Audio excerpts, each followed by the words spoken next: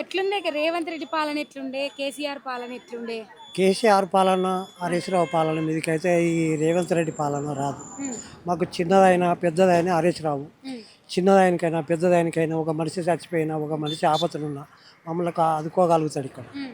కానీ అప్పుడు ఆదుకున్నారు కానీ ఇప్పుడు ఆదుకునే వాళ్ళు ఎవ్వరు లేరు. వచ్చిన వాళ్ళు లేరు, పలకరించిన వాళ్ళు లేరు, ఎట్లున్నారు ఏం కథ అన్నది తిరిగిన వాళ్ళు లేరు. హ్మ్. కానీ అప్పుడు అడుగు అడుగుకు వాళ్ళ పాలన వేరే ఉన్నది, వాళ్ళ లక్షణాలు వేరే ఉన్నాయి. హ్మ్. చిన్నగా బాధ వచ్చిన సార్ దగ్గరికి వస్తే సరే అని కూడా తోలిచ్చే అటువంటి లెక్కలు ఉండే అప్పుడు. కానీ ఇప్పుడు అట్లా లేవు కావు, లేవు. దేనికైనా సార్ మాకు ఆపద వచ్చి ఉంటే హరీష్ రావు గారు రాగలుగుతారు, మాకు అందుబాటులో చేయగలుగుతారు. ఎట్లా రేవంత్ రెడ్డి పాలన ఎట్లుందంటే ఏం లేదమ్మా, ఏం చెప్పలేము. అన్ని అన్ని ఎత్తున్నా అంటుండు కదా. ఏది ఏం లేదు. 6 గ్యారంటీలు అన్ని అమలు చేసిన, ఏదమ్మా ఏదేంది ఇప్పుడు సన్న బియ్యం అంటే ఓకే అయినాయి అమ్మ.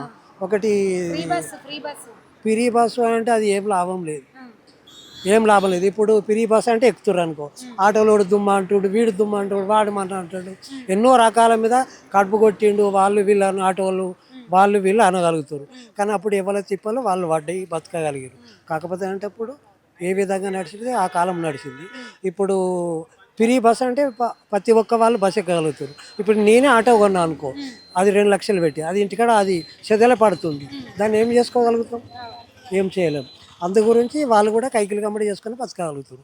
లేబర్ ఎక్కలేరు కాబట్టి వాళ్ళ బాధ వాళ్ళే నడవగలుగుతారు.